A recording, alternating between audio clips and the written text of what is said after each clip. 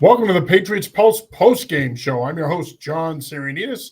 And as always, I'm joined by my partner, WEI's John Lyons, and I'm also joined by my other partner here, Kevin Stone. Patriots coming off a tough 28-22 loss to the LA Rams. And before we get started here, first things first, gentlemen, how are you doing on this evening? Not too bad. I mean, the Patriots, look, we're going to get into this. They made a lot of mistakes today. I think this was a winnable game for them, but they showed some real fight in this one, which was a good sign. So, just one of those as they move forward in their development. There's some things to take away positively, and there's some negative things to take away. I know we're going to get into all that. Yeah, doing good. I'm with you too, John. This is a day of growth, in my opinion. And again, we'll get more into it as we go along. Yeah, it is a day of growth. And I think ultimately what it comes down to is good teams know how to win games like this. Good teams know how to finish games like this.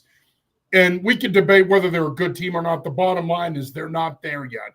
And ultimately, the best example of that is your young quarterback who played pretty well, threw the ball 40 times, had a nice day statistically, but he made two costly mistakes that proved to be difference makers in the game. One turnover being a fumble and leading to a touchdown, and the other one an interception that sealed the game. But I think if you make those plays and your defense can limit some of the big plays, you probably do win this football game. It's a disappointing loss. With the loss now, the Patriots do fall to 3-8. And guys, I want to start there. I want to talk about Drake May's performance. 30 of 40 on the day. Let me see here. He was 30 of 40 for 282 yards, 2 touchdown passes, and an interception. Look, if you're a Patriots fan, you have to be very happy, very pleased with the development. The problem is he now has 9 turnovers on the season. This is becoming an issue for him. He's got to do a better job of taking care of the football. He played well enough for you to win today. Now, I didn't think we would live in a world where they would throw 40 times to them. Obviously, they trailed in the second half and they had to. But the bottom line is he gave you a chance to win, but in the end, he also hurt you and took that chance away, if you will. Yeah, and you mentioned the interception. He also lost a fumble on a strip sack. That's the third time since he's become starter he's lost a fumble on a strip sack. So the turnovers are a concern. But yeah, to your point, I thought he played well overall, well enough for sure for you to win. I mean, he led them back for that late touchdown drive to make it a 1-score game. I mean, he played, I thought, again, start to finish, especially considering the supporting cast, really well. I mean, he gets you a lead early, and then they were in a position. They could have gone up 14-0, but you have the Vidarian Lowe penalty. You have the Jaheim Bell drop pass. Maybe if you go up 14-0 there, we're having a different conversation right now. Instead, that allowed the Rams to bounce back and get in some rhythm. But even those things, like Jaheim Bell should have caught that ball and Vidarian Lowe committed a penalty. Like, that wasn't on Drake May. So I thought May threw the ball really well today. Honestly, the interception, I thought there might have been some confusion between him and Douglas. There was really only one throw he made that I didn't like, and that was the one in the front of the end zone to Hunter Henry that was almost picked off. The defender dropped it. Other than that, there weren't really any decisions that I thought, oh, wow, that's a problem. Or, oh, I thought his decisions were good. He was really accurate. He showed an ability to put the ball where it needed to be. I mean, there were multiple drops in this game. I know I mentioned the Bell one. Booty had a drop early on as well. So I thought he played not perfect, but to your point, John, he played well enough for you to win today. Yeah, look, he's a rookie, and I think the biggest thing is you got this right. I think it's pretty clear now, whatever, 4 games in, 5 games in, whatever he's into his starting career, you got this right. He's not just that third guy in that draft class. He's in that conversation with the other two. So that's a positive. I look at third down. I thought he was really good on third down today. He moves around really well, buys himself time, and he had a couple of darts over the middle. They were 6 of 14 on third down. It's, obviously a little less than 50%, but I think if you're looking for, positive, I guess, markers to point out for a young kid, third down conversions are huge. So I think that's another positive for him. But again, the biggest takeaway for me is you got this right. He continues to grow. I don't think he's regressing. Yes, the turnovers are an issue, but that's going to get fixed. Like, I don't think this is I don't look at him and say, what's going to happen the next 2 or 3 years. I think he's going to gradually get better. And again, he's not regressing. So, again, you lose the game. you want to win everything you can, but nothing but progress for him, at least in my opinion, right now. Yeah, I agree with that. I think if you're the Patriots, I think that look, you're 3-8, and we're not going to sit here and keep rehashing the fact that most people felt this was a season that they were going to punt on, in essence. But I think if you're happy about one thing today, it is his development. Now, as far as the turnovers are concerned, from a coaching standpoint, he's got to get better in that area. Now, that wasn't miscommunication. He admitted as much at the end of the game. So did Pop when he met with the media. But the fumble to me is the bigger issue here. You've got to take care of the football, especially in the pocket, especially in that part of the field, in that situation. You cannot turn the ball over there. As I mentioned earlier, it led to a Nakua touchdown, which put them up 14-10. But yeah, other than that, you have to be very happy with a lot of what you saw from him today. And I think right now, when you look at him, Jaden Daniels, Caleb Williams, you can make an argument he's been the best rookie quarterback of the three. Daniels got off to a really good start. He's tailed off here the last 3 weeks, but Drake May is playing at a high level. The key here is to continue to surround him and put the pieces around him and to try to balance things up with the running game, which was okay today. 125 yards rushing. They had 144 last week. Ramondre Stevenson, 20 carries for 73 yards. He had a couple of big runs, but the running game once again continues to just kind of sort of be there. It's not making the impact that you need it to make for this football team to make meaningful progress offensively. You need more balance out of that running game. It hasn't really been there.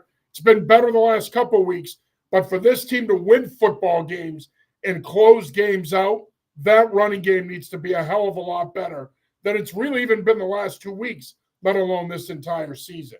Yeah, and I would add into that the red zone too, right? They were 1 of 5 in the red zone last week against Chicago, 2 of 5 in the red zone today. I mean, you convert what they have third and goal from the 2 or second and goal from the 2. They ran it 2 straight times, couldn't gain any yards, had to kick a field goal. Like if you score a touchdown on second or third down, maybe we're also having a different conversation once again. And I feel like when I watched Drake May last week and this week, and even more so this week, I kind of envision a guy that if you put better talent around him would be one of the better quarterbacks in the NFL. I mean, you look at Kendrick Bourne looked really good today. Demario Douglas had a good game. Hunter Henry, like those are solid NFL players. But on a good offense, Kendrick Bourne's probably like a fourth option. Demario Douglas might be a third or fourth, and Hunter Henry, right? They don't have that top option. Like Kayshon Boutte, all due respect, in a really good offense, at best, he's probably a third option, maybe a second, depending on what you have at tight end. So, like, once they start to get those pieces around him,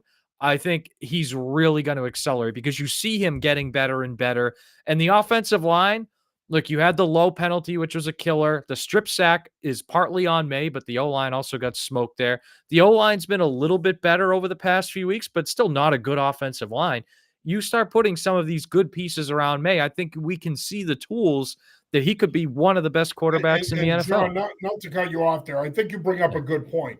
The offensive line, and I want to get your guys' thoughts on this because they've been playing pretty well the last 3 weeks. They struggled today. And going into this game, it was interesting because when I looked at it, I watched some film on the Rams, and I felt, okay, from a coaching standpoint, how do I attack this front? I want to run the football in A-gap and B-gap. I want to try to wear these two defensive tackles down. I want to take advantage of the aggressiveness of their edge guys. And I don't think the Patriots did that today. I mean, I thought that they got off to a good start running the football, and they really focused on running it inside early on. But to your point, the offensive line did not play well today. They reverted back to some of the bad habits that we saw out of them a month ago. So this is a unit that, as you've seen, when we've had consistency, same guy starting and they played well, this offense can be productive. When they don't play well, Drake May's good enough that the offense is still going to be productive, but you're not going to win football games, and you saw that today. Yeah, I would agree, and it's something that like the offensive line was not as bad as it was with Jacoby Brissett in September. Like that was like all-time bad offensive line play early on. So it's better than that. But yeah, to your point, it was not as good as against Chicago last week, right? Wasn't as good as I thought in the Jets game. And they were playing a better front, right? The Rams front is much better than Chicago's. It's probably on par with the Jets front, but even the Jets front at that time, they had just gone through a coaching change. They weren't playing well. They kept rushing upfield too far. So this Rams front was probably one of the better fronts they've played over the last month. And I think they struggled at times. We saw the penalties. There weren't a ton of holes open in the run game, and they only gave up 3 sacks, but still, it felt like May was under pressure quite a bit. And one thing I will say too, I thought May did a really good job navigating the pocket, stepping up and throwing. He only ran 3 times today. And I think that's what you want to see long term because this offensive line, there's going to be pressure there. I thought he did a much better job today staying within the passing concept and making a play in the passing game instead of going to the scrambling, which he wasn't terrible about before, but I like today better. Yeah, I'm with you both on the line. Look, there's a few times you look down, and I kind of trained myself with Jacoby. You look down and say, all right, he's got no shot. You don't really look at the rest of the field to see what's developing because nothing's going to come out of it. Today, you look down and you see Drake standing there waiting. So you start looking around to see who's open. That's a nice little development to know that he does have some time to make some throws. Jon, just to go back to your point about the weapons around him, I think he deserves even more credit today because you really only had a couple guys. You didn't see Polk. You didn't see Baker.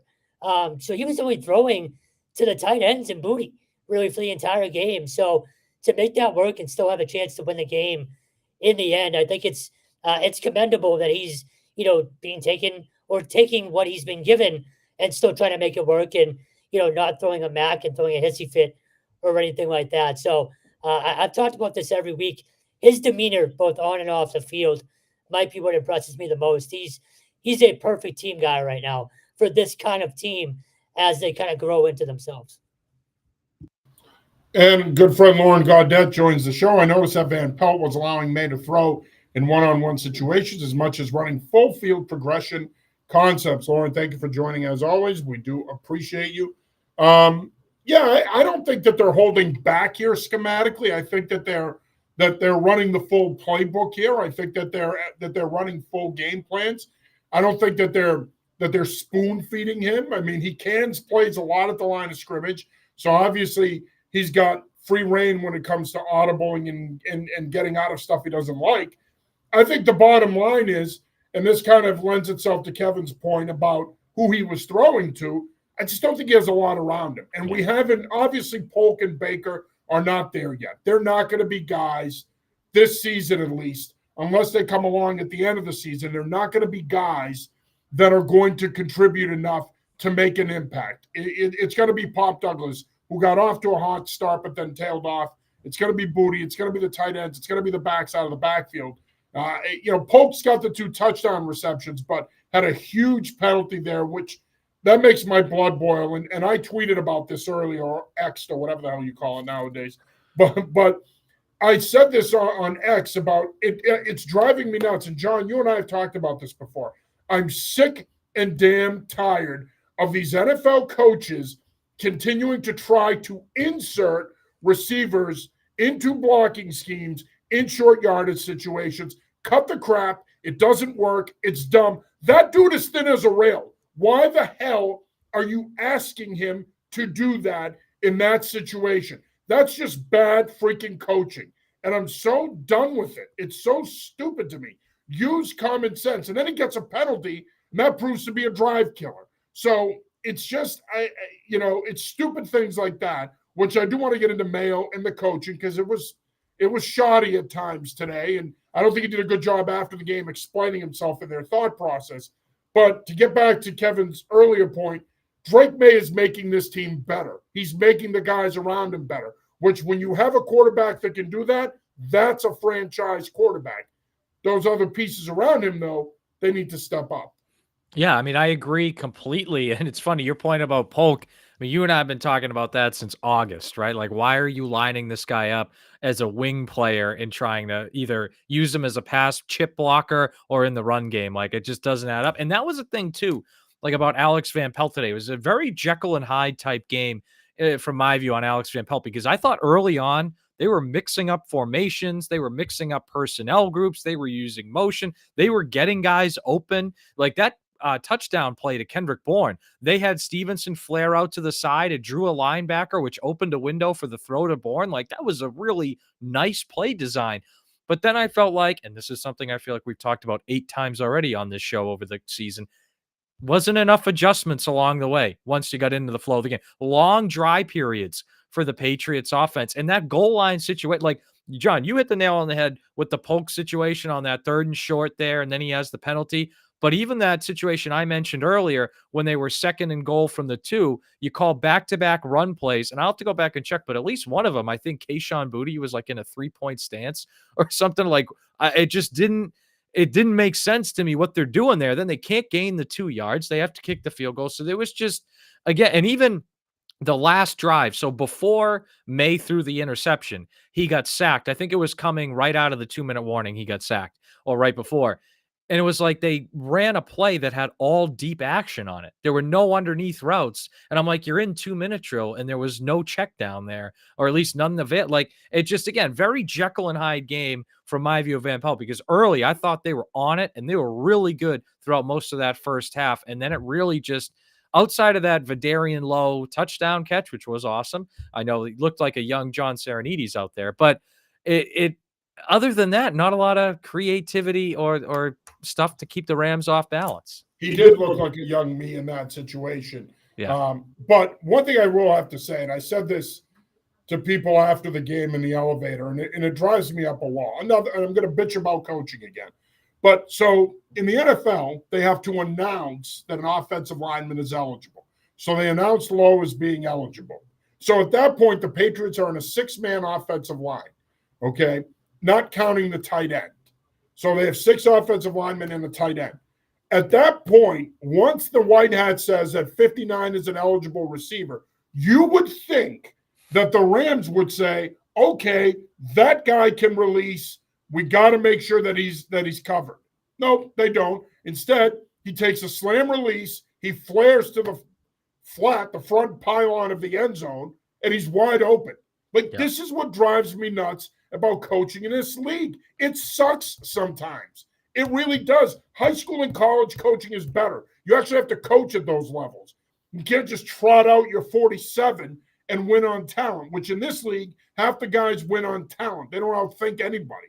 But it really drives me nuts. It's another thing that I needed to bitch about. It really drives me nuts that they announce it. Like in high school, at King Philip, where I coach, we use 6 offensive linemen all the time, and it's not a secret. We don't care that if anybody from Marshfield is watching this, they know that. They're going to see it Friday night, okay? We're not – everybody and their mother knows what we do. At the end of the day, no one in the Rams secondary in that personnel package thought to themselves, we might want to cover this guy because he could release. It's amazing to me. The coaching in this league is so bad sometimes, and that's proof of it. But I digress. Go ahead, Stone. I'm sorry. I took your time. No, so question for both of you. You know, we saw the creativity last week with the Polk touchdown down by the goal line. Saw it today with Vidarian Lowe.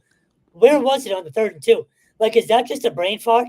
Or is it just, not trusting guys? Because where is that? Again, at that point in the game, you have a chance to completely steal momentum. If not having already done it by getting the stop beforehand. Or they might have scored. But either way, you're about to respond. Where is that creativity? Like, how can you have it in one drive and not the other? As an NFL coach, too. It might be a dumb question, but it's mind-boggling to me. Yeah, it's interesting because that was a situation where the Rams had scored the 69-yard touchdown, I think, the previous drive. And the Patriots, so at that point, it's 21-10. And the Patriots, to their credit, bounced back methodically down the field, took the ball, and they're in a position to score. And all of a sudden, hey, 21-17, now it's a new game. And I think, honestly, Kevin, they just thought, we're going to line up on back-to-back plays, and we will get 2 yards on one of them. And they were wrong. Now, could they have done something a little bit more creative in the run game, or brought in bigger bodies, or had City So do some sort of motion and then wham inside? Yeah, sure, maybe. But I think, honestly, I think that's what they thought, and they were wrong. But you're right. I mean, you had the Polk touchdown last week. You had the Low one this week. I was surprised personally there wasn't on one of those plays some sort of play action, or And I'm not an advocate of the Drake May designed run. I don't like it, but that is a situation like 2nd and goal from the 2 that I think maybe you could do some sort of read action play with him and have an ability to score. And not only that, and again, we talked about this a lot in training camp. Pop Douglas is all over the field today. Nothing for him down there, like maybe. I'm just throwing it out there.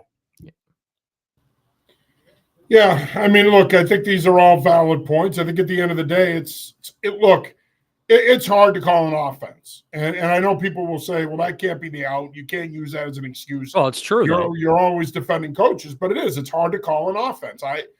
Granted, it's been at the high school level, but I've done it for a long time, and it's hard, man. You have on your play sheet, you obviously have situations on there, and you have certain calls you like in those situations. And traditionally on the 3rd and 2, in this day and age, you're going to run the football, you're going to throw something short, a 3-step or an intermediate 5-step, or maybe you run a run-pass option. I mean, unless you want to, quote, take a shot, which if your offensive coordinator is taking shots on 3rd and 2, he better be drinking, because if he's throwing the ball down the field consistently on 3rd and 2, that's going to be a problem. Or maybe just coaches for the Cincinnati Bengals. Yes. They do that all the time. I don't get that. That's a side note. That's a side note, but yeah. Yes. It brings me back to Sam White. You don't live in Cleveland. You live in Cincinnati. Anyway, but to Kevin's point, I think that there's some credence to, and John, you brought this up earlier, the inconsistency with the play calling, where he got off to a really good start. They go up 7-0. I thought their first 2 possessions were really good, even though they stalled on the first one because of the penalty and had to punt. I thought the play calling was pretty good. Drake May got off to a terrific start early on. He was on fire. At one point, he had 142.3 passer rating. He was practically perfect. But then as the game went on, and it is the ultimate game of adjustments, more so than any other sport, let's be honest. In all these other sports, I mean, in baseball, what are you thinking about? A hitter-pitcher matchup? There's not a lot of adjusting that goes on in these other sports. In football, it is the ultimate adjustment sport, and the Rams did a better job of adjusting than the Patriots did. And you saw it with the way that they operated offensively. Basically, the Patriots decided today, for whatever reason, and I want to get into this as well, that they weren't going to match up Christian Gonzalez in the secondary, that they were going to basically play more match zone. They were going to play them more straight across, and they were going to try to force them to dink and dunk them, that they weren't going to give them big plays. Well, the problem is, if you're going to do that to Sean McVay and Matthew Stafford with Puka Nacua and Cooper Kupp at their disposal, they're going to pick you apart, and they picked this defense apart today.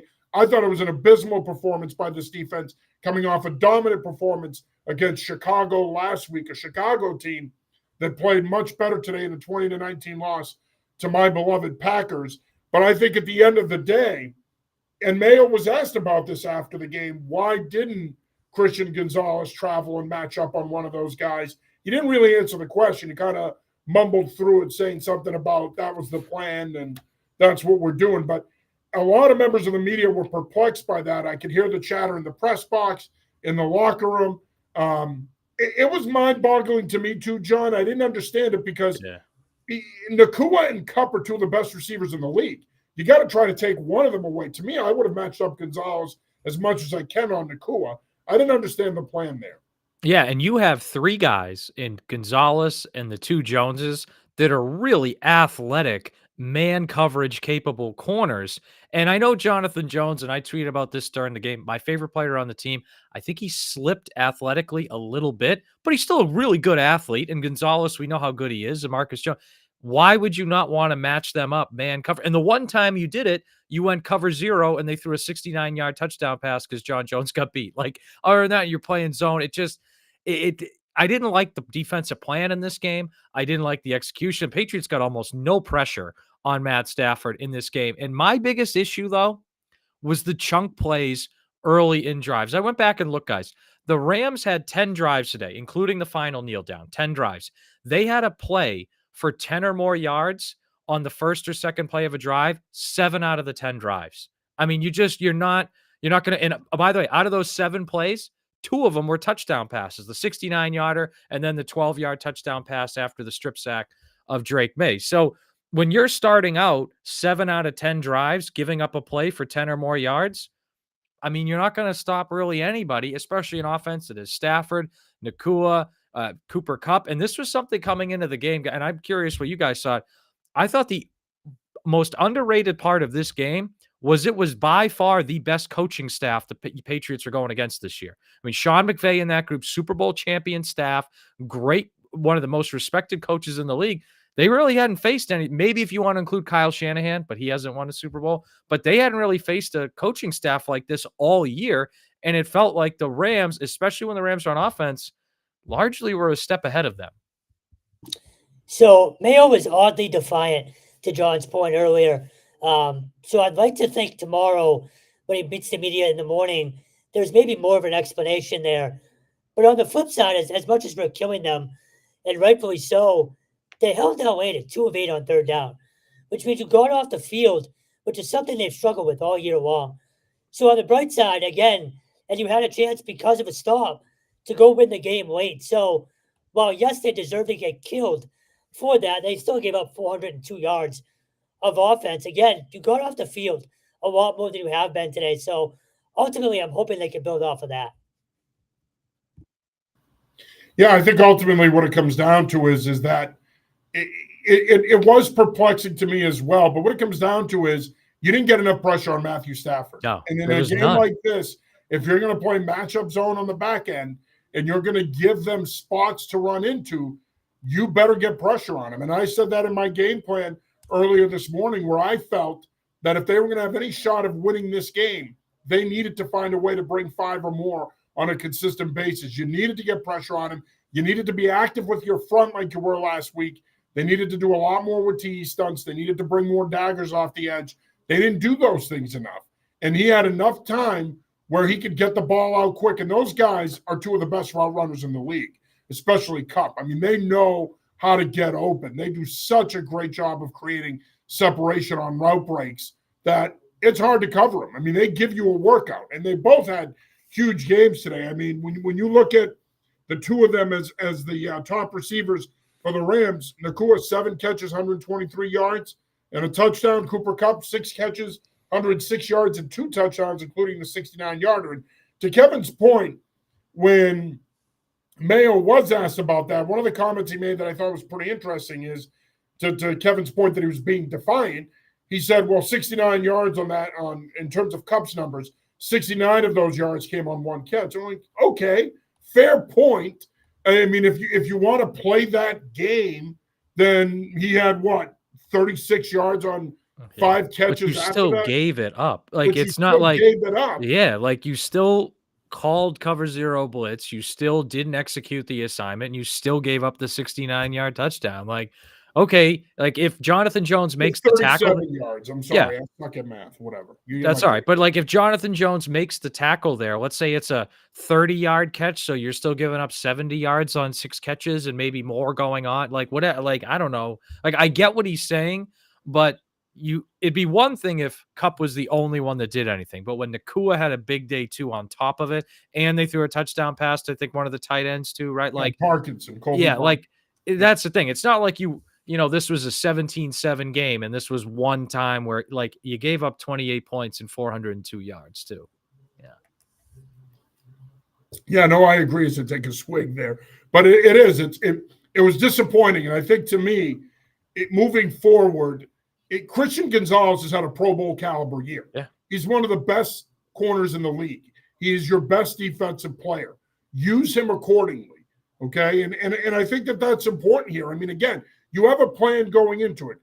I'm assuming they looked at this and said, look, with the amount that they compress formations, with Nakua, with Kupp, we can't play a lot of man because if they see us in that, they'll compress and they'll pick us apart and they're going to get those guys open. And that's a very real thing. And it's something you have to consider if you're them. But I think ultimately, the way I look at it is you can't also give them the kind of space they gave them because you got burned. Real quick, I want to get your guys' thoughts on the return of Christian Barmore. He was really emotional after the game, meeting with the media. He talked about the fact that he was dealing with shortness of breath. It sounded like it impacted him in terms of his mental health. He was having some issues with mental health. He thanked his teammates, his coaches, a gentleman by the name of Bobby, I'm assuming it's a guy, But he thanked a lot of people. But you can tell in listening to him talk, and he's a hard guy to read because when we've dealt with him in camp or after games, he's kind of a big personality. He's jovial. He's kind of a, for lack of a better term, a bee buster. But he had a much different tone today, much different personality. I thought he was really emotional. Yeah, well, first of all, happy to have him back just for his health. And second of all, happy to have him back because he arguably the best player on the team. And I'm glad that he's able to come back now and maybe give himself 7 games to work back in to football shape, get used to playing in games so that way next year maybe he can have a full healthy season and have a Pro Bowl, all pro caliber season, which I think he's capable of. So great to see him back for health reasons, but also just football reasons. I mean, he's one of the best players on the team. So it's nice to see him back for that reason as well. Yeah, I mean, great story, obviously, him coming back. But Devon Gottschall talked about it earlier in the week. Just to have another body to rotate in is huge for that defensive line. So, obviously, again, they gave up 400 yards, and there wasn't much of a pass rush today. So, kind of, defeats the purpose of that point. But to have him, back in the fold going forward, it's just going to help those guys out to stay fresh. But not only that, and just in terms of an emotional lift for the locker room. Like when guys were talking about him, their eyes light up. Every single person who talks about him or is asked about him throughout this past week and even post game, big smile, eyes light up. So he's a favorite in that locker room. So he had been around for a while during the week. Obviously, we can't really talk about it, but you had a sense it was coming. But again, with that type of medical issue, as Mayo said this week, there are no expectations. So the fact he was even out there today is a huge win for them. But just in terms of an emotional boost, I think it's huge for a losing locker room as well. Yeah, you get one of your best players back, if not when healthy, your best player. I mean, him and Christian Gonzalez, probably Drake May right now are your 3 best players. I mean, he's certainly in that conversation. So he'll get better as it goes along here, and he'll get more snaps. I don't have an exact number of how many snaps he played today, but I'm assuming he probably played 20, 25. Coming in, that's what I thought he would play. But Mayo said this after the game. He didn't really make an impact. But again, I wasn't expecting him to make much of an impact. If you really think about it, he hasn't played in pads since January. So it's been 11 months since he's played in a regular season NFL game. It's been a long time. So it's going to take him some time to get his legs under him and get back into the swing of things. But to both of your points, it's certainly nice to have him back. And he's, as time goes on here, going to be a big addition to this Patriots defense. You hope he can stay healthy and return to the form we saw last year where he was a top 5 interior defensive lineman in the game. He was dominant despite the team going 4-13. He finished with 8.5 sacks. You'd like to see him return to that form. All right, gentlemen, Patriots are going to be on the road again next week. They're going to go to their favorite House of Horrors. It's a little late for Halloween, but they're going to be playing the Miami Dolphins, who spoiled Stone's parlay today by beating the Las Vegas Raiders. That game is next week, but we want to put a bow on this one. So final thoughts on today. Yeah, final thoughts were just, when we look back at this season and the Patriots' development, this is going to be another one of those games I think we look back on where if they just didn't make some key mistakes, like we haven't even mentioned yet, they had a PAT blocked in this game, which was a huge play. Like if they just didn't make huge mistakes, they might have won. And it's the same thing, right? We said in the Seattle game, we've said in other games, the Miami game as the season is worn on, the Tennessee game. So I think, that old adage, you got to learn how not to lose before you can win. It feels like they still haven't learned yet how not to lose. It's something they got to keep working on. Yeah, John, to your point, Mayo said after the game, you either win or you learn. So ultimately, you hope they learn from this. Again, we didn't even talk about special teams. Huge letdown today, I thought, from one of your better units throughout the season so far. So that's a little worrisome. Hopefully they bounce back. But again, for me, this feels a lot different than last year. Like this team is not going to circle the drain. They might not win many more games, but they're going to be in more games, I think, than they were last year. You're going to get better effort. And again, Drake May obviously changes a lot, makes this team more entertaining. But if nothing else, you learned more about him and this team today. Again, no moral victories, but for a team that's 3-8, you'll take what you saw today.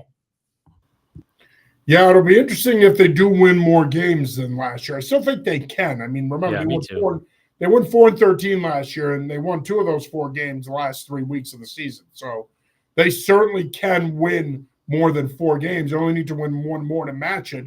You got the Colts coming in here in a couple of weeks. Despite them beating the Jets today, it's still being in playoff contention. I think that is a winnable game. I feel a lot more about that game like I did this one. I thought today was a winnable game.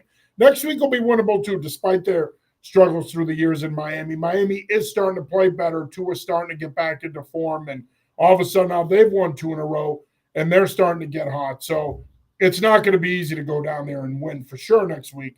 But the schedule does set up for them, and they have to bye after the Indianapolis game. The schedule does set up for them down the stretch. You got to play Buffalo twice. Arizona's better than we thought, but they're going to have an opportunity to be competitive and at least win a couple more games. I still think 5-12, at best 6-11 is the ceiling for this team, but I'm still going to stick to 5-12. I felt all along that's what they are, and that's what I think they're going to finish. I think they're going to win a couple more here, but today is proof why they can't win more of them, in my opinion, because I just don't think they're there yet in terms of finishing games. Well, that'll do it for this episode of the Patriots Pulse postgame show. For my partners, John Lyons and Kevin Stone, I'm John Sirenitas. We will be back with you next week after the Patriots-Dolphins game. Until then, be safe, and we'll talk to you soon. Peace.